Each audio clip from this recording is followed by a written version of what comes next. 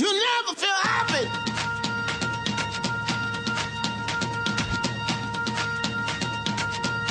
Vivre avec les VIH, c'est maintenant l'émission d'une heure chaque semaine pour parler des questions qui comptent dans la vie des séropositifs, de ceux qui les aiment, mais aussi pour parler de santé sexuelle et de prévention. Christina Rosati au micro et au téléphone avec moi confinée aujourd'hui. Il y a Momo. Bonjour Momo. Oui, bonjour Christina, bonjour à toutes les auditrices et les auditeurs.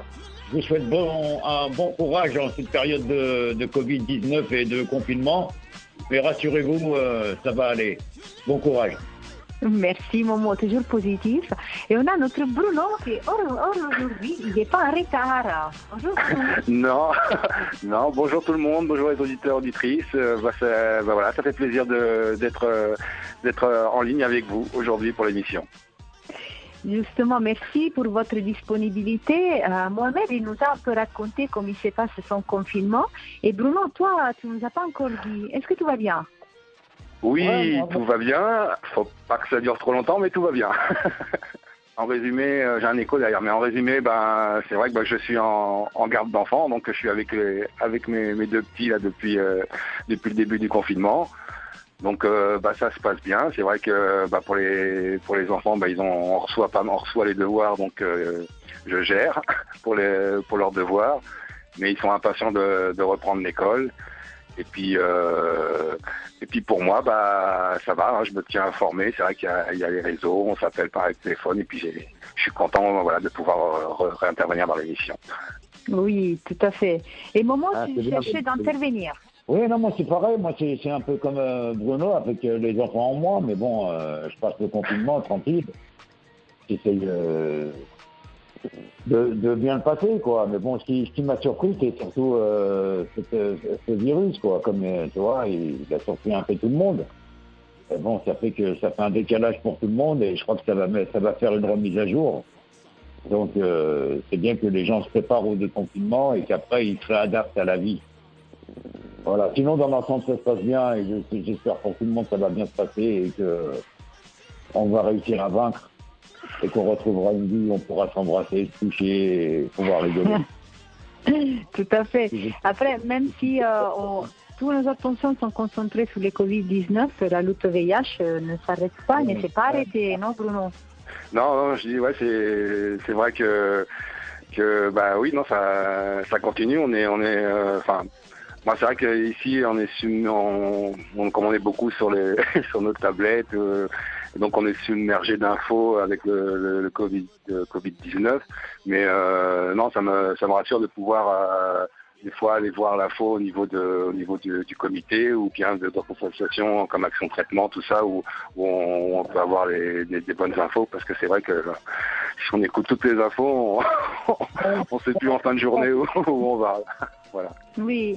Mohamed, tu écoutes les informations? Tu les écoutes? Oui, mais c'est comme il dit Bruno, j'écoute, mais comme ils y vont chacun leur sauce. On n'y comprend pas trop. Il y a le langage des scientifiques, il y a le langage public, et c'est délicat, comme des gens comme Bruno qui sont confrontés à des professionnels de la santé et qui connaissent bien ce problème d'avoir une maladie virale.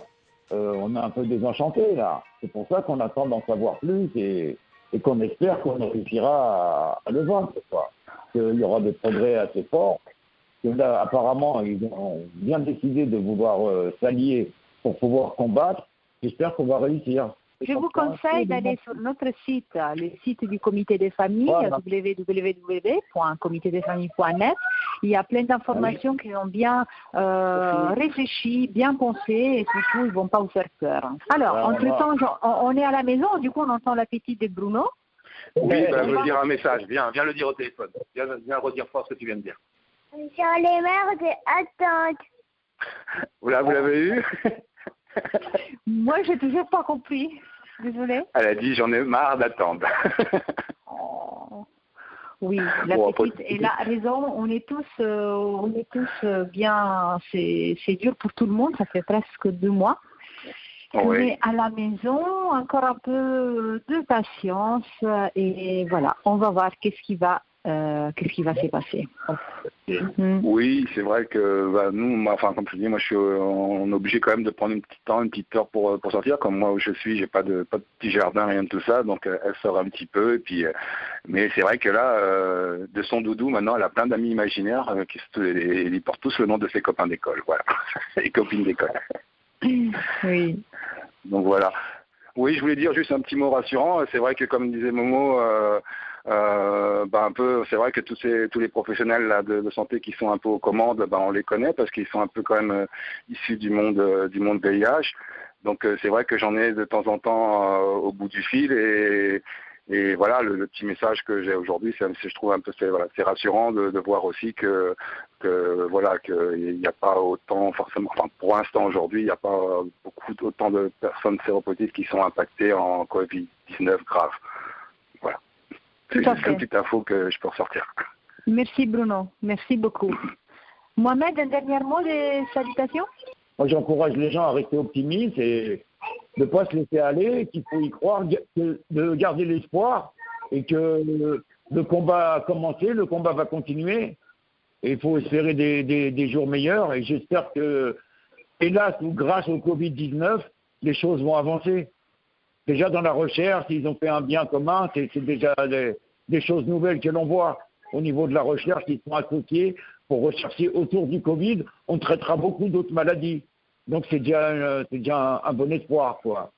C'est pour ça que j'encourage tous les gens à être optimistes et que nous vaincrons.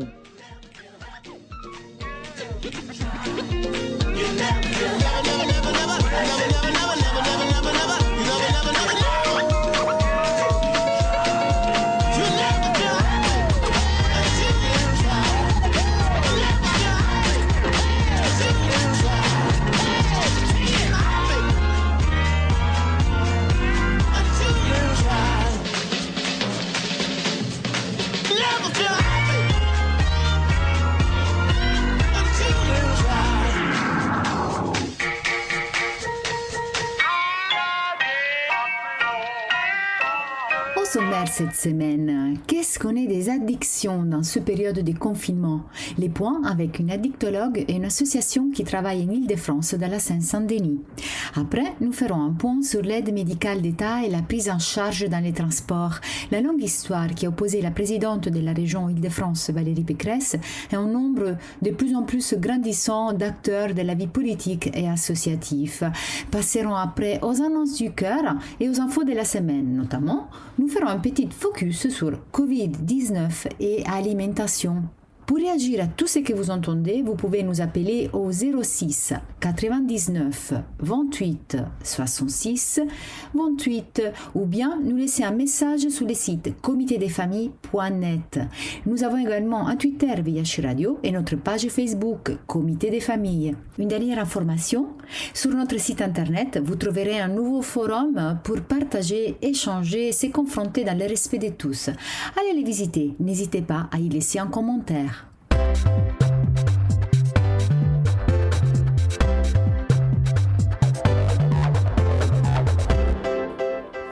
Nous recevons aujourd'hui le Dr Ispar, addictologue à l'hôpital de Paris Fernand Vidal, et Sead Mahamedi, chef de projet réseau microstructure à 93 dans l'association PROSE.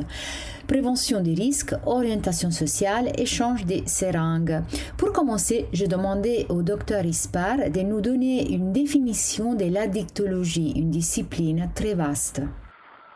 Écoutez, l'addictologie, donc elle a pris naissance maintenant à peu près en 2007 avec les deux grands ou trois grands ponts qui étaient autour des dépendances à l'alcool, au tabac, cannabis, et puis bien entendu à tout ce qui était à l'époque dit autour des injecteurs, les drogues illicites, effectivement. Donc il y a eu une manière de penser l'addictologie de façon commune, avec des troubles de l'usage, des conduites à risque, de la réduction des risques et des dommages, de tout ce qui fait comportement, bien entendu, avec produit ou sans produit. Alors c'est très très vaste, bien entendu, et certaines équipes ont choisi plutôt d'être vers telle ou telle problématique, sachant par exemple les troubles du comportement alimentaire font partie de tout cela, et que de temps en temps, bien entendu, une jeune femme avec 37 kilos anorexique, je veux dire, a besoin effectivement à la fois d'être très proche d'une réanimation et autres. Donc on a tout un dispositif qui fait qu'il est médico-psychosocial et qui s'ouvre à toutes ces problématiques. Et vous avez quelle spécialisation? Moi, je fais partie des personnes qui ont un petit peu été un peu historiques dans l'idée d'avoir mené l'idée de s'occuper des personnes ayant des problèmes de consommation, des problèmes d'injection. Étant à Fernand-Vidal, on avait une réanimation il y a très longtemps qui a permis, avec l'équipe de Jean Dugarin, d'avoir une réanimation où tout d'un coup les injecteurs qui faisaient des overdoses venaient dans notre réanimation. C'est comme ça qu'on a petit à petit construit un accueil pour ces personnes, avec maintenant des unités de sevrage.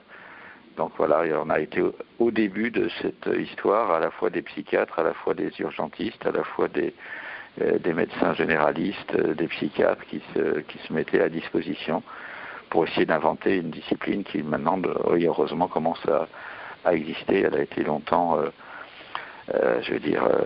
une non-discipline. Maintenant, elle est transversale et bienvenue à toutes les compétences, et sachant que maintenant, il y a une formation, un enseignement, et sans oublier, bien entendu, tous les paramédicaux qui sont essentiels dans cette discipline.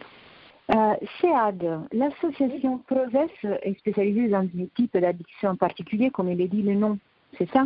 Alors, en fait, PROVES, on fait de la réduction des risques liés en fait à l'usage de produits psychoactifs. Donc après, c'est très large en fait, les produits psychoactifs. Donc on travaille à la fois sur les drogues licites, comme le tabac ou l'alcool, mais aussi les drogues illicites. Et en fait, on prend en charge les personnes, c'est plutôt en fonction des services, si tu veux. Typiquement, dans le service dans lequel moi je travaille, les microstructures médicales addiction, on va plus prendre en charge les personnes qui ont des problématiques avec l'alcool, le tabac, le cannabis, les médicaments. Et on va voir ça un peu moins quand même dans les CARUS, par exemple, où on est plus sur des changes de fringues, donc des questions d'injection, on va distribuer du matériel, tu vois, je pense à des clips à crack, donc on est plus sur ce type de consommation-là. Enfin, c'est plus un accueil de bas seuil. Ouais. Alors, aujourd'hui, en cette période, on est dans une situation très particulière.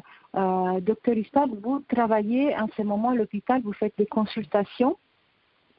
Oui, donc vous savez, dans le dispositif qu'on a au niveau addictologie, on a 48 lits sur Fernand-Vidal, qui bien entendu a été mis à disposition de toute cette pandémie Covid, qui fait que nos lits ont été pris, bien entendu, pour s'occuper de cette problématique, ainsi que tous nos médecins et nos infirmières et nos aides-soignantes.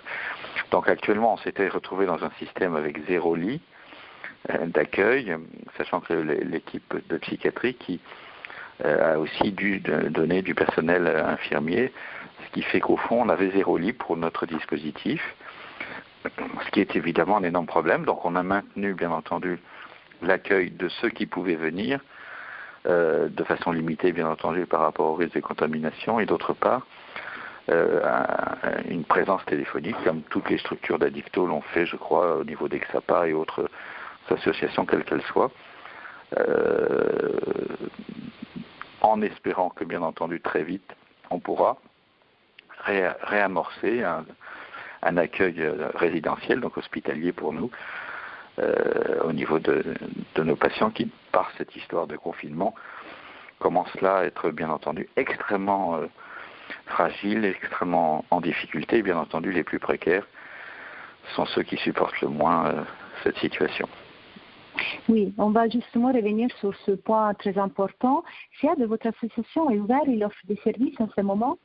L'association est ouverte. En fait, on a eu au départ une petite fermeture pour pouvoir se réorganiser et pouvoir assurer une continuité de service. Mais en fait, depuis le 23 mars, l'association est ouverte Et tous les services sont ouverts et tournent comme en période normale en fait. La seule chose finalement qui a changé chez nous, c'est que pour respecter les gestes barrières, on a mis en place en fait une organisation différente. On va recevoir les usagers que 2 par 2 par exemple. On fait un lavage de mains qui est obligatoire au départ. À l'arrivée des usagers dans les carutes par exemple. Voilà, mais sinon on continue de proposer les mêmes services, si ce n'est qu'on a dû réduire tout ce qui était laverie pour les vêtements, mais sinon on propose toujours les douches, les collations, la permanence psy fonctionne toujours, la permanence sociale dans une moindre mesure. Et bien évidemment, on continue tout ce qui est le programme d'échange de fringues et de distribution de matériel en fait. Voilà. Et après, au niveau du service sur lequel moi je travaille, les microstructures, qui est du coup en médecine générale, de la même manière, on s'est réadapté très très vite avec les médecins généralistes avec lesquels on travaille. Et ma collègue ici pour proposer en fait un accompagnement via téléphone ou via visio, pour pas couper le suivi en fait des personnes.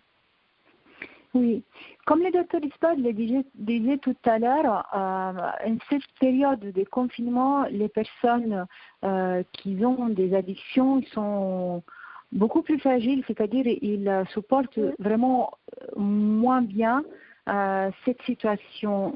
Votre expérience, docteur, en particulier, vous voulez nous donner des exemples? Écoutez, d'abord, je corrige un peu ce que vous dites.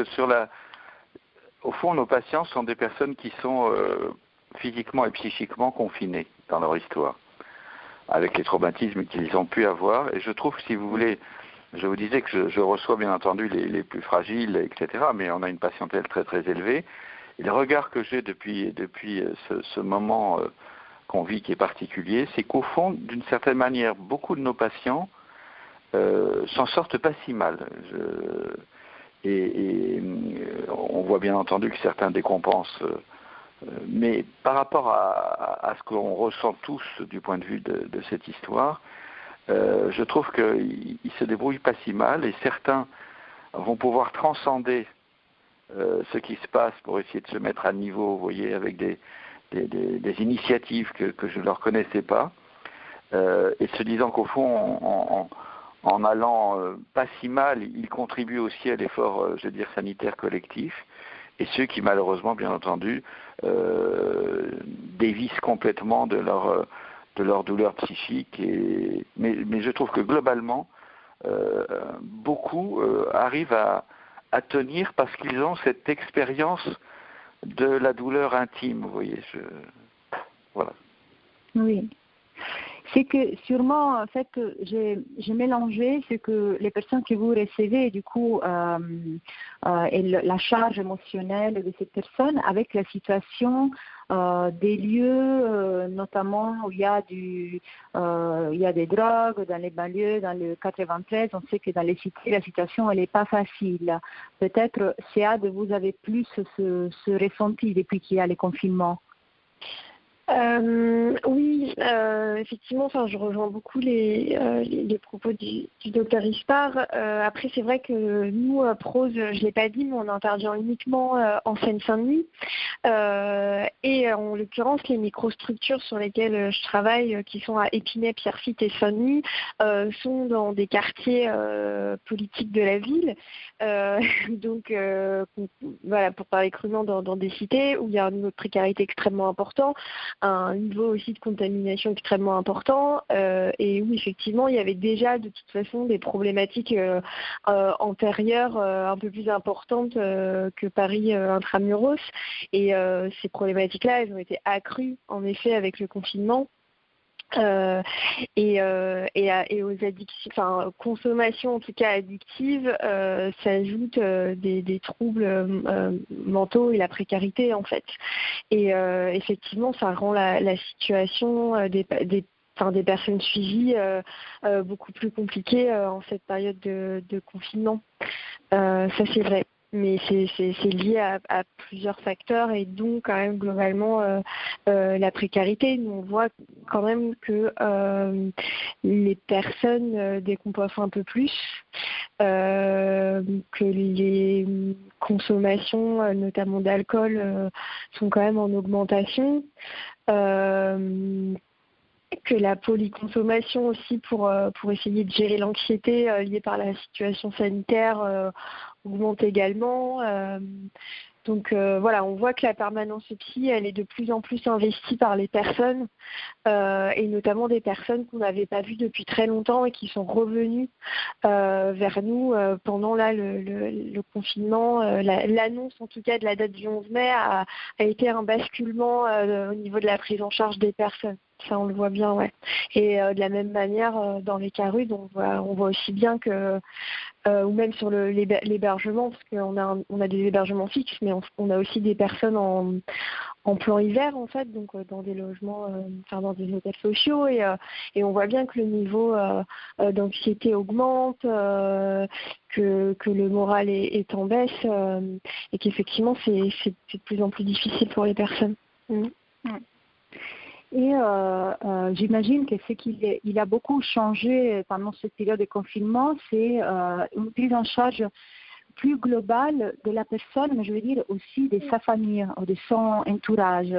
Je ne sais pas, Dr. Uspat, si vous recevez aussi des fois les familles ou les personnes qui accompagnent, qui sont en détresse. Ça, je ne sais vraiment pas comment ça fonctionne à votre niveau.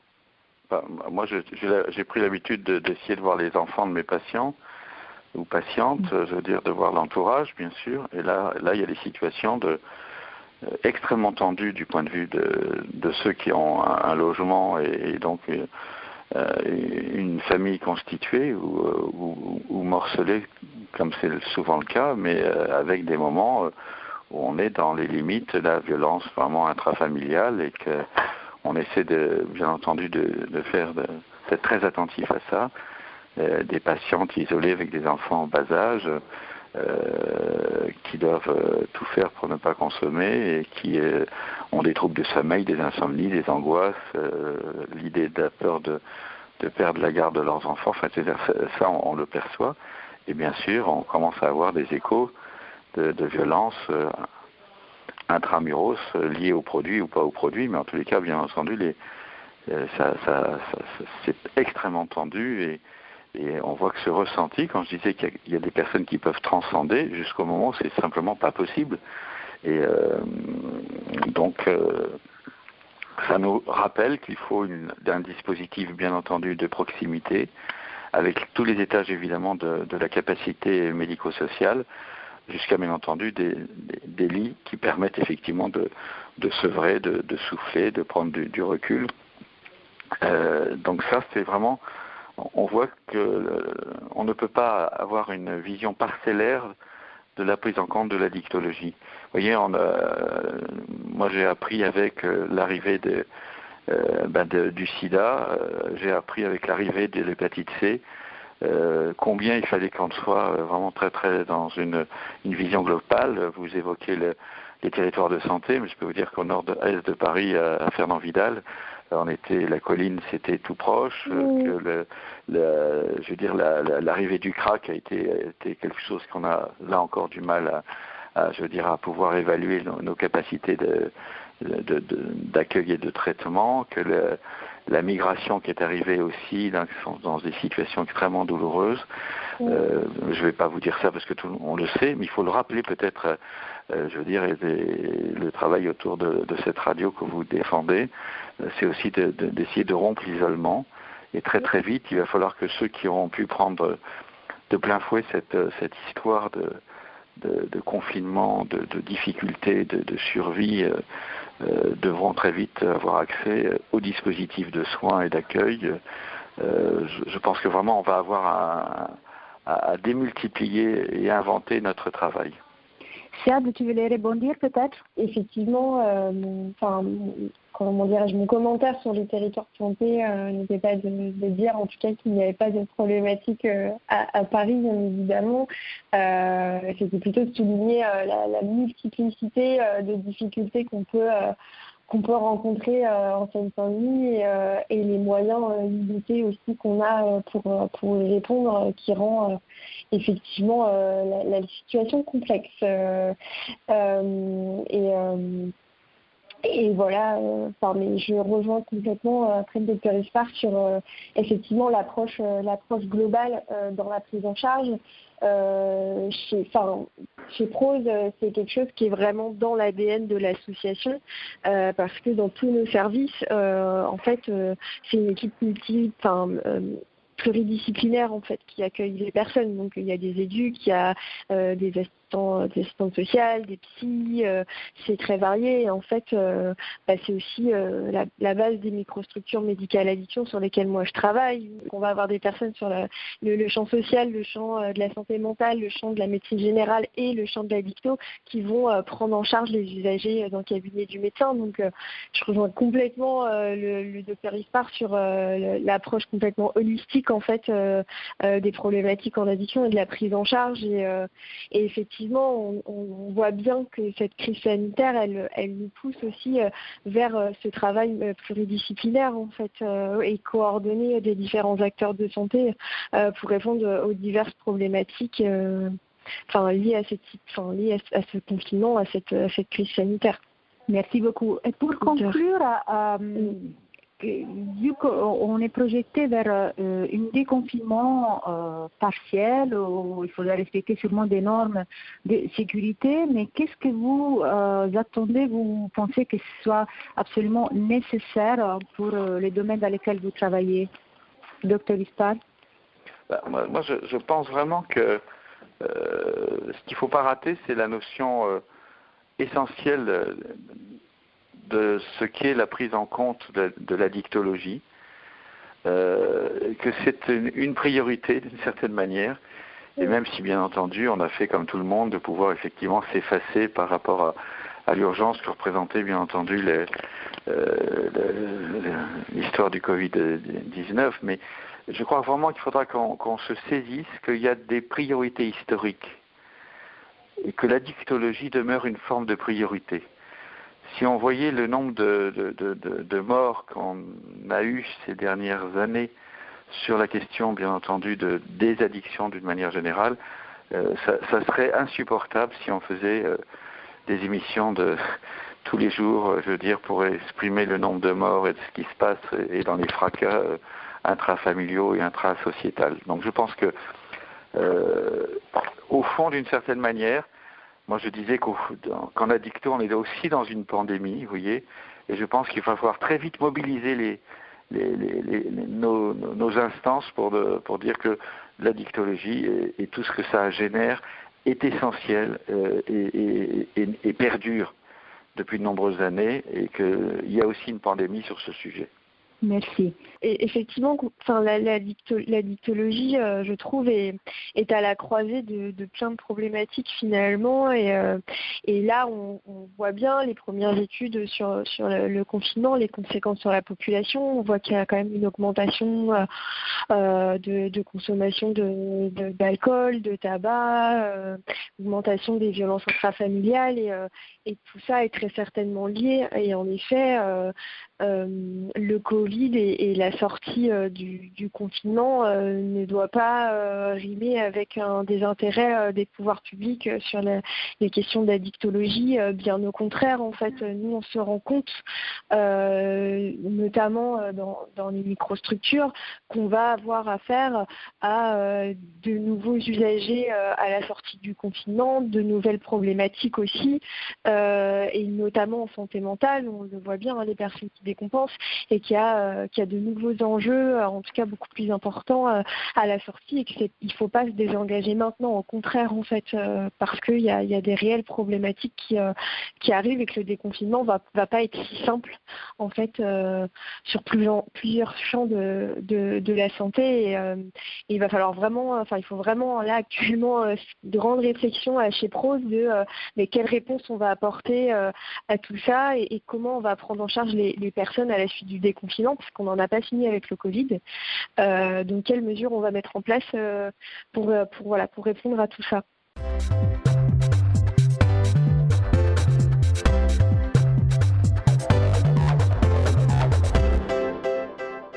on est par rapport à l'aide au transport pour les bénéficiaires de l'AME en Île-de-France. Nous y revenons encore aujourd'hui pour vous annoncer une très belle nouvelle, due beaucoup à l'engagement des personnes qui n'ont pas lâché prise, comme les conseillères pour les écologistes de la région Île-de-France, Pierre Cerne. Je lui laisse la parole pour nous raconter ces derniers faits, le jugement du tribunal de Paris tombé le 20 avril passé. Petite parenthèse, pour les personnes qui nous écoutent hors Île-de-France, ces combats menés ici, ça peut faire d'expérience aussi ailleurs, et aussi des sonnettes d'alarme à tirer quand la politique attaque les plus fragiles. Écoutons Pierre Cerne. Ce serait bien que ce soit le dernier, effectivement. En tout cas, effectivement, le tribunal administratif de Paris a jugé à nouveau la délibération d'Île-de-France Mobilité qui recrée un forfait à 50%, mais en mettant des critères très excluants pour les sans-papiers bénéficiaires de l'AME. Le tribunal en fait a annulé complètement la délibération en fait qui datait de juillet 2018. Ce qui fait que la conséquence, c'est qu'on est revenu à la situation qui existait avant février 2016, et donc qui était la situation normale de 75% de réduction quand on avait l'attestation AME. Donc on est revenu à cette situation légalement, ce qui veut dire qu'à partir depuis le 10 avril, on ne peut plus proposer normalement un forfait à 50% en exigeant une attestation fiscale. C'est 75% pour tout le monde à partir du moment où on peut produire une preuve d'absence ou de faibles ressources et donc l'attestation d'AME. Ce qui est intéressant. Tout simplement, aussi, comme avant. Oui, exactement comme avant. Voilà. Et donc, pour l'instant, le site Solidarité Transport n'a pas encore pris ça en compte, mais il devrait le faire bientôt parce qu'on leur met la pression là, quotidiennement pour ça. Mais en tout cas, il ne peut plus y avoir de refus sur la base du manque d'attestation fiscale. Et le tarif est à 75% de réduction maintenant et pas à 50%. Ce qui est intéressant aussi, c'est que évidemment, comme la décision du tribunal a purement et simplement annulé la délibération qu'on attaquait, et ben du coup, c'est rétroactif, c'est-à-dire qu'elle n'a jamais existé et donc ça a toujours été 75% de réduction. Donc, ça veut dire que toutes les personnes qui ont payé des forfaits Navigo à 50%, alors que ça aurait dû être à 75%, vont avoir droit au remboursement de la différence. Donc, c'est 18 € et quelques par mois de forfait. Donc, ceux qui ont... Ça a commencé en novembre 2018, de mémoire, les forfaits à 50%. Donc, ceux qui ont pris des forfaits depuis, ça fait plus de 300 € de remboursement, si j'ai bien compté, qui seront normalement reversés automatiquement pour ceux qui ont payé avec leurs coordonnées bancaires. Et pour les autres, il faudra probablement un dispositif comme ça a existé là pendant quelques mois l'année dernière, un dispositif pour demander le remboursement et recevoir une lettre chèque. Ce qui est important aussi, c'est que toutes les personnes à qui on a refusé le forfait Solidarité Transport parce qu'ils n'étaient pas en état de fournir une attestation fiscale avec leur attestation AME, et ben ils ont droit aussi à un remboursement. C'est-à-dire s'ils peuvent prouver qu'ils ont demandé, qu'on leur a refusé et qu'ils ont acheté des Navigo plein tarif. Et notamment, on sait qu'il y a des associations qui le font pour des ayants droit. Et ben pareil, droit au remboursement. Et là, c'est le droit au remboursement de 75%. Donc là, c'est des remboursements qui peuvent monter très vite à plusieurs centaines et dépasser même 1 000 € s'il y a les justificatifs. Ça, c'est vraiment important parce que c'est des remboursements dont on est en train de se battre là pour qu'ils tombent très rapidement. On sait que la période elle est difficile pour tout le monde, mais encore plus pour les personnes en situation de précarité. Et donc, c'est évident qu'un remboursement de plusieurs centaines d'euros dans cette période, c'est extrêmement important. Donc, on est en train de se battre. Les nouvelles devraient arriver vite parce qu'ils savent qu'ils ont une pression, y compris juridique, à faire les choses. Donc, c'est une belle victoire. Et en tout cas, on espère que l'épisode est définitivement refermé. Valérie Pécresse m'a fait savoir qu'elle n'allait pas rouvrir ce débat, en tout cas pas en ce moment. Et donc, a priori, cette longue parenthèse très pénalisante et très énervante semble cette fois être bien refermée. Oui. Alors, juste une question par rapport à la procédure. Vous parlez qu'il faut quand même donner des justificatifs. Du coup, il aurait fallu conserver tous les paiements, l'attestation de paiement du Pass Navigo depuis novembre 2018, ou bien ça peut se lire directement sur le Pass Navigo. Alors, ceux qui ont un Navigo qui est rechargé sur les machines, etc., ça veut dire que le Navigo, il est reconnu, il est repéré, et normalement, ça devrait être des remboursements automatiques. Ceux pour qui il y aurait un souci, normalement, de toute façon, avec un Navigo qui fonctionne, ils peuvent retrouver, en fait, la trace des paiements. Et donc, dès qu'ils ont la trace des paiements, ça vaut justificatif. Pour les autres, ça veut dire qu'il faut prouver faudra donner son numéro de Navigo, voilà. Mais a priori, maintenant, quand même, tout ça est informatisé, et donc à partir du moment où ils ont la trace des paiements, il y aura remboursement automatiquement. Voilà. Donc ça, c'est vraiment très important. Et peut-être que pour d'autres, il faudra donner des preuves.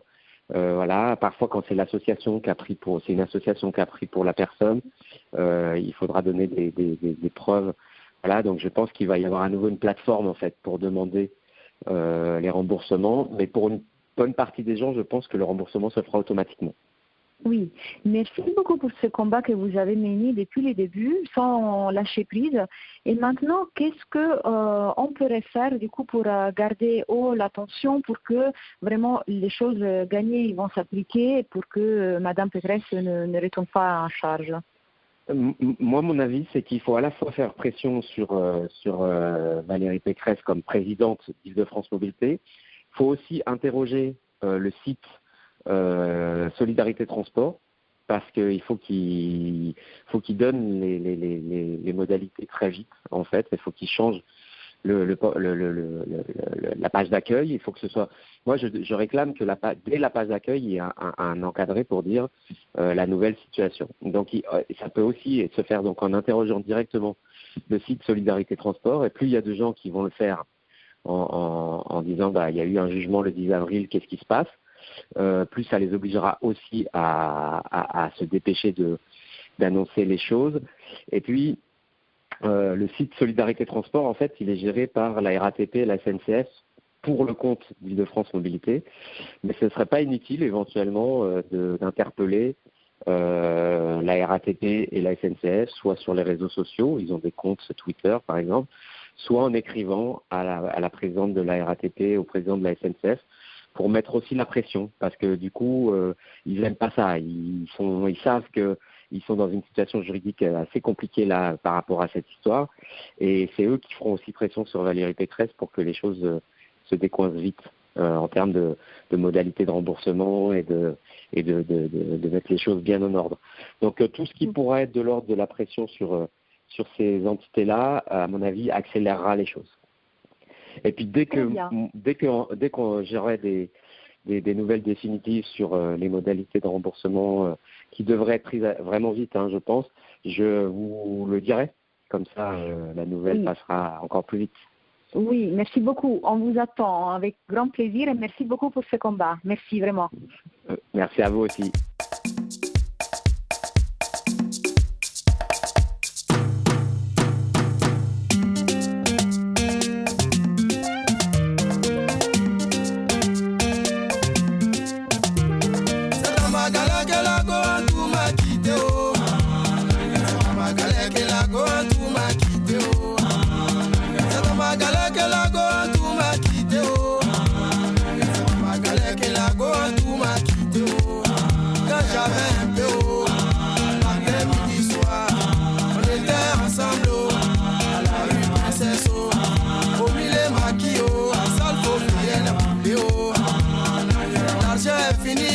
Changer de côté, Waribana, elle a changé de copain. Oh. Nangere, nangere, wa. Nangere, nangere, wa. Nangere, nangere, wa. Nangere, nangere, wa. Dieu merci pour moi, je savais chanter un peu. Oh. J'ai fait ma cassette, oh. On me voit à la télé. Oh. Matin, midi, soir, c'est moi, je chante à la radio. En tout, à Israël, tu le cas où à penser. Oh. Attends, je vais partir le couper. Oh. Mais on dit premier gaou n'est pas gaou. Oh. C'est deuxième gaou qui est nyata. Oh.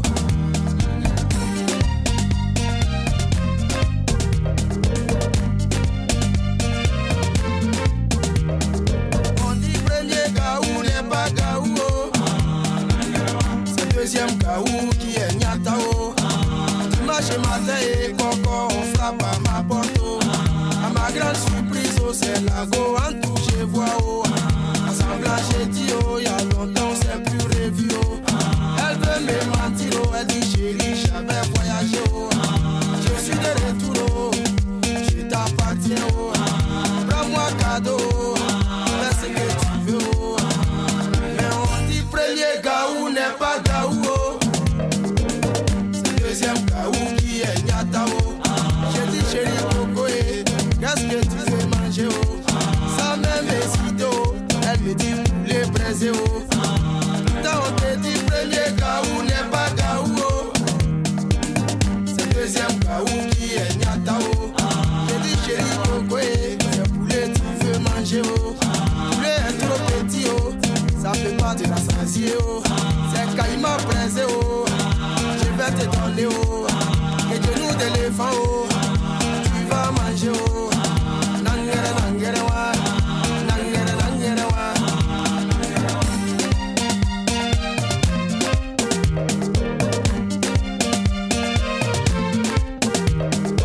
Elle est fâchée, elle dit, elle s'en va à la maison, oh. Si elle va à la maison, population va me tuer, oh. Je lui ai demandé pardon, et elle a accepté, oh. Elle a tout gâté. Oh. Elle est quittée dans le poulet, elle s'en va dans le loco.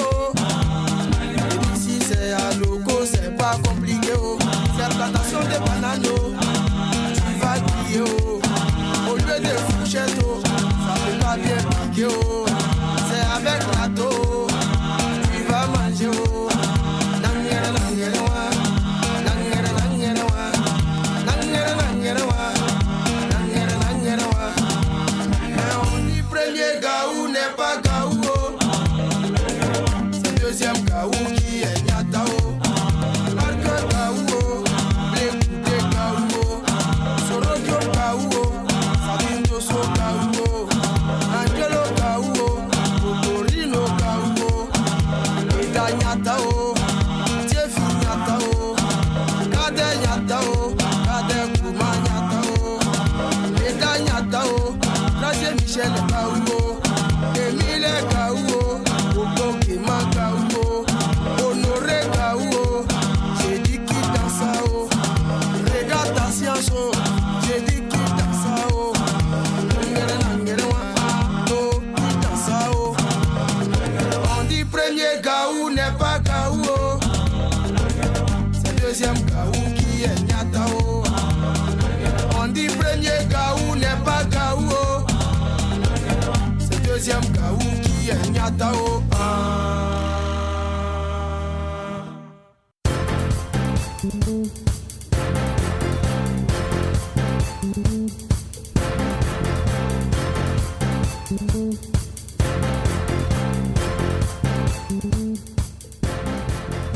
Et c'est le moment des annonces du cœur.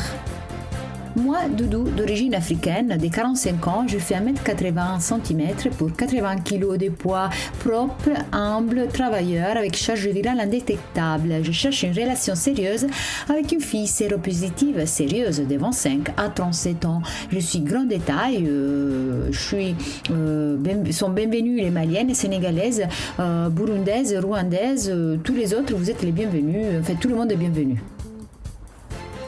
Jeune femme africaine, 30 ans, vivant en Bretagne, 2 enfants de 4 et 7 ans, cherche une relation sérieuse pouvant aboutir au mariage. Séropositive depuis 11 ans avec une charge virale indétectable, pas de sérieux passé. Je suis un homme africain de teinte noire à 1m80, de taille mannequin, sportive, âgé de 38 ans, résidant en France, à Paris, originaire de la Côte d'Ivoire. Je souhaiterais avoir une relation amoureuse sérieuse et avoir peut-être un mariage avec une femme de toute nationalité. Mes loisirs, les restaurants, les cinémas, sortir, détente et voyage. Je termine par Ali, je suis algérien d'origine, 43 ans, sérieux, sincère, ouvert, non-fumeur, pas d'alcool. Je cherche une femme pour relation sérieuse, durable, n'importe son origine. Voici, je vous ai lu quelques annonces, mais je vous invite à aller sur notre site comitedesfamilles.net pour trouver la rubrique annonces. Vous verrez à côté du coup, il y a un autre espace qui s'appelle Forum. J'ai annoncé au début de cette émission, les forums dédiés à toutes vos questions, à tous vos envies de partage. Et c'est un forum différent des annonces du cœur.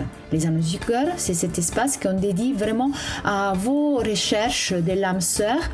Et je vous invite vraiment à les consulter, à aller sur le site comitedesfamilles.net pour vérifier s'il y a de nouveaux messages. Il y en a beaucoup, il y a tous les jours. Vous pouvez répondre, échanger, partager. Et si vous n'arrivez pas, vous pouvez demander mon aide en appelant au 06 99 28 66 28.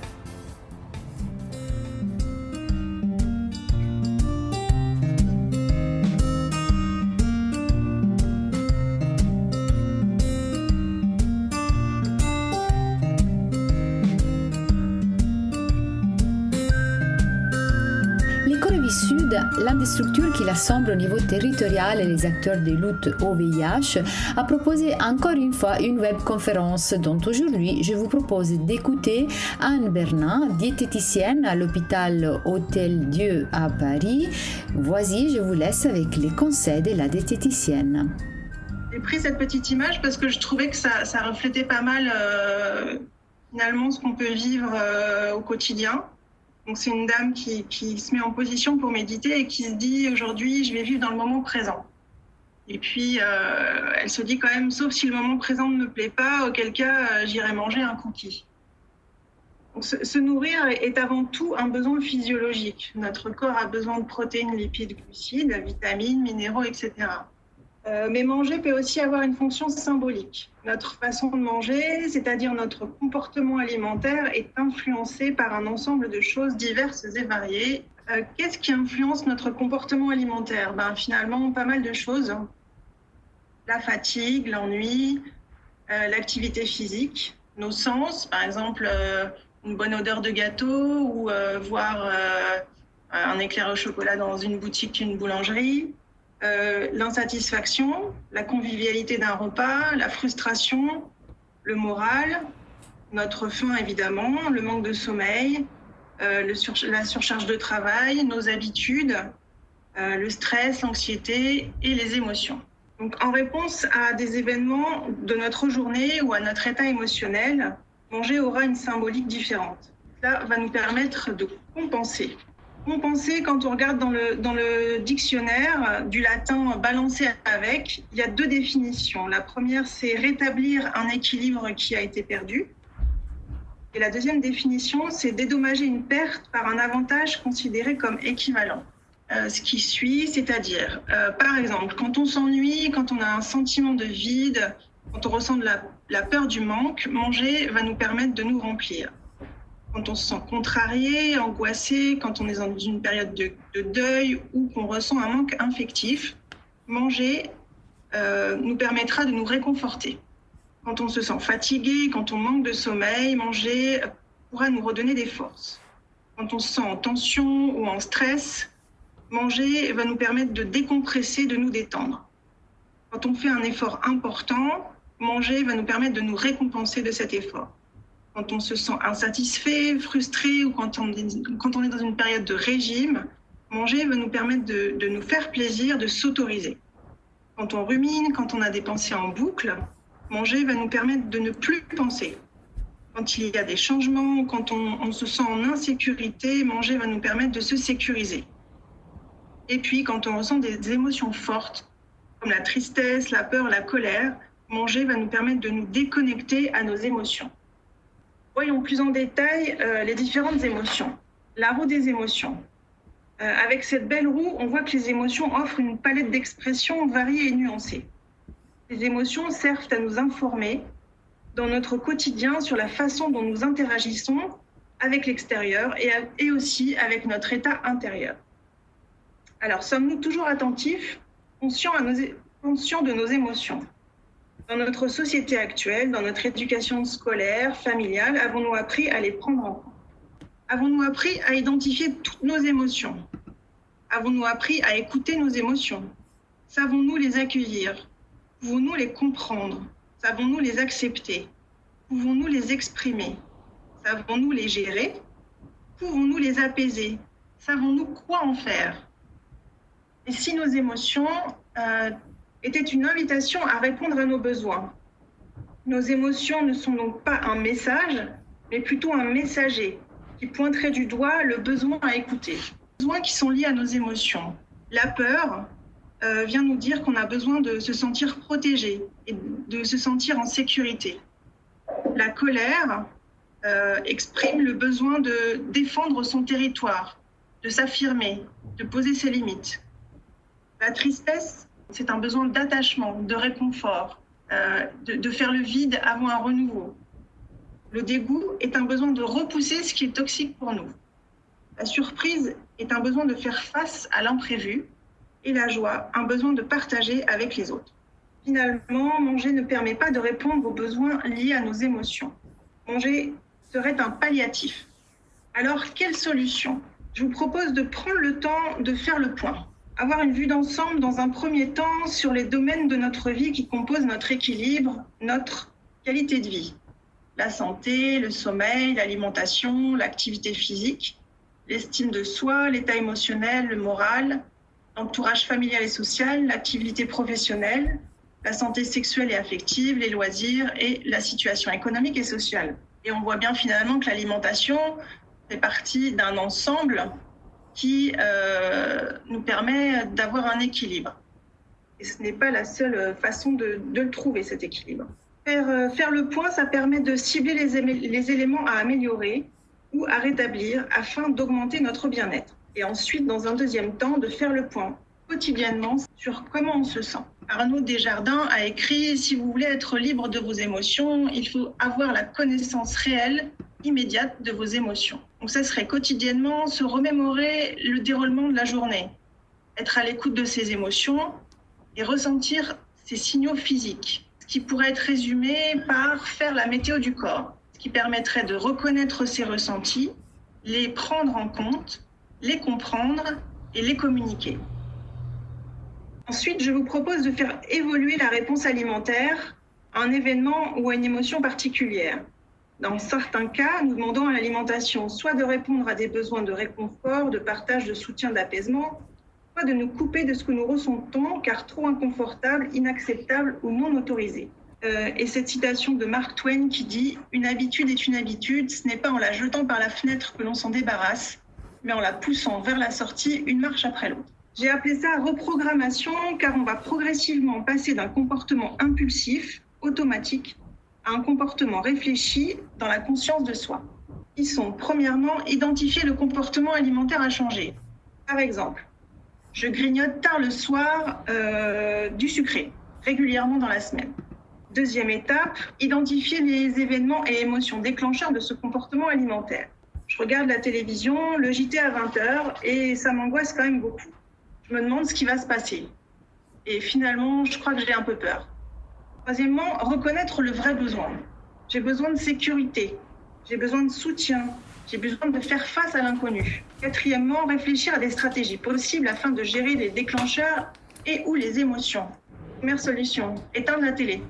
Pourquoi pas. Deuxième solution, trouver une source d'information moins anxiogène. Par exemple, lire plutôt que regarder la télé. Troisième solution, discuter avec une autre personne pour connaître leur avis et éventuellement se rassurer. Quatrième solution, Accepter d'avoir peur et se dire finalement c'est normal, cette situation, tout le monde en a peur. Autre solution, exprimer son ressenti à quelqu'un ou encore demander de l'aide, du soutien. Instaurer des alternatives qui peuvent apporter du bien-être. Trouver des activités qui détendent. Se réserver des moments dans la semaine pour pratiquer régulièrement des activités qui vous font du bien. Massage, lecture, musique, bain moussant, film, cuisine, méditation, activité physique, loisirs, sorties, etc. Même si en ce moment la sortie c'est pas forcément ce qu'il y a de mieux, mais on peut quand même en faire une par jour. L'idée c'est que chacun trouve sa manière d'éveiller ses émotions positives et de se détendre autrement qu'en mangeant.